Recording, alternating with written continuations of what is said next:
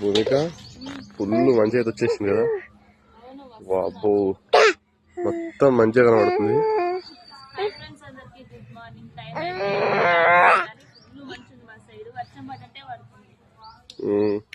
Full మంచి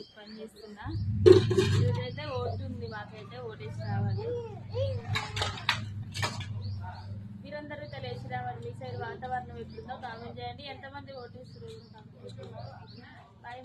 ఇది councillor voter కాబట్టి మున్సిపాలిటీ వాళ్ళే ఇస్తారు. వాళ్ళే సర్పంచ్ ఓట్లు ఎప్పుడూ అయిపోయినాయి కాబట్టి ఊర్లో వాళ్ళు ఏం అవసరం లేదు. ఇక